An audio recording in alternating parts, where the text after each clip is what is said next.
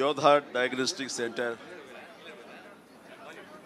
ఈ ప్రారంభోత్సవానికి ఇచ్చేసినటువంటి మంత్రివర్యులు, నా మిత్రులు, నా శ్రేయోభిలాషి దామోదర్ రాజనరసింహ గారికి, అలాగే వేదిక మీద ఉన్న ఇతర పెద్దలకు, అలాగే నా తమ్ముడు కంచర్ల సుధాకర్ ఈ రోజున ఇంత పెద్ద ఎత్తున తన మరో బ్రాంచ్ని ఇక్కడ మాదాపూర్లో ఓపెన్ చేయడం అనేది చాలా సంతోషం, చాలా శుభపరిణామం.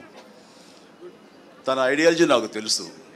ఎందుకంటే ఇలాంటి పరీక్షలు అనేవి పేదవాళ్ళకి మధ్యతరగతి వాళ్ళకు కూడా అందుబాటులో ఉండాలి. అదే విషయం ఇందాక రాజనరసింహ గారు అడుగుతున్నారు.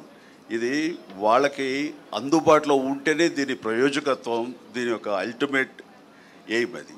దానికి రీచ్ అయ్యేలా నువ్వు ప్రయత్నాలు చేయాలంటే దానికి సమాధానం సుధాకర్ ఏం చెప్పలేకపోయాడు. అలాగే సార్ అంటూ నేను చెప్తున్నాను.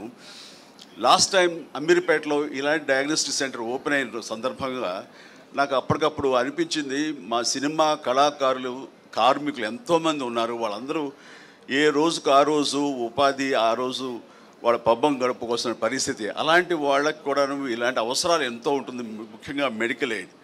నేను స్టేజ్ మీద ఇలాగే మాట్లాడుతూ అప్పటికప్పుడు సుధాకర్ నువ్వు రమ్మనగానే వచ్చాను, కానీ వచ్చిన పర్పస్ ఏంటంటే నేను అడగాలనుకున్నది, మా సినిమా కార్మికులకు ఏదైనా వెసులుబాటు ఉందా, ఏదైనా సరే ఇంత హై ఎండ్ ఈ మెడికల్ టెస్ట్ సంబంధించిన ఏమైనా సరే మాకు అందుబాటుకు రాగలవా ఇవ్వగలవా అని అడిగాను.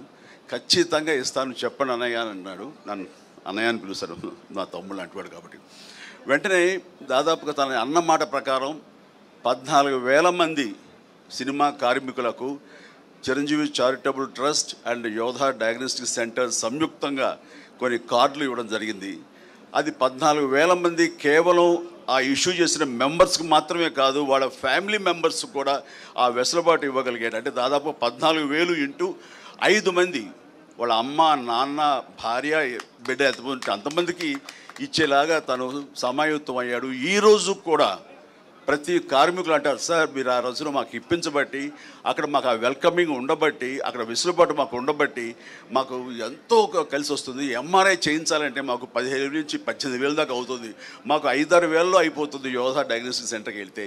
ఇదంతా కలిపి ఆయన సుధాకర్ పెద్ద మనసు, అలాగే నా ప్రయత్నం ఇవన్నీ కూడా దోహదపడ్డాయని వాళ్ళు చాలా సంతోషిస్తున్నారు. దానికి తాము వంతు కృషిగా చేయటం అన్నది, సామాజిక స్పృహ ఉండటం అన్నది నాకు అతని పట్ల అపారమైనటువంటి గౌరవం ఉంది.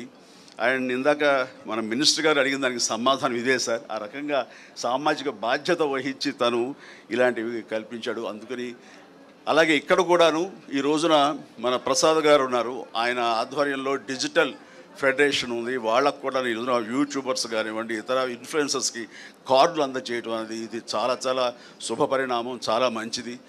ఇలాంటివన్నీ కూడాను పేదలకు కూడా అందుబాటులో రావటం అనేది నేను మనస్ఫూర్తిగా హర్షిస్తూ ఇలాంటి సెంటర్స్ మరెన్నో చేయాలి. ఎందుకంటే అతనికి వ్యాపార దక్షత నా గురించి నాకు తెలుసు. అమెరికాలో తను ఎంతగా వ్యాపారం, తను బిజినెస్ మ్యాన్గా ఒక కార్పొరేట్గా అక్కడ ఉన్నాడో తెలుసు. కేవలం తను డబ్బు సంపాదన కోసం అయితే కనుక అమెరికా కంటే ఇక్కడేమి వయబిలిటీ కాదు.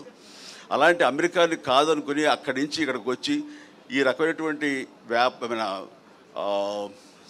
ఒక సహాయపడాలి సమాజానికి, తనంతో బాధ్యతగా ఇవన్నీ కూడా పెడుతున్నాడంటే ఇందులో కమర్షియల్ వయబిలిటీ కానీ కమర్షియల్ మైండ్ లేకుండా పోలేదు, ఉంది. But at the same time కొంత పర్సంటేజ్ పేదల కోసంగా కూడా ఇవన్నీ అందుబాటులోకి తీసుకురావడం అనేది మనస్ఫూర్తిగా నేను హర్షిస్తూ, అభినందిస్తూ ఇలాంటి మరెన్నో సెంటర్స్ ఇంతే సక్సెస్ఫుల్గా చేయాలి, మీ అందరి బ్లెస్సింగ్స్ తోడని కోరుకుంటూ నా తమ్ముడికి మరొకసారి నా అభినందన తెలియజేస్తాను. God bless. Thank you so much Chiranjeevi గారు, మీరు ఈ కార్యక్రమానికి రావడం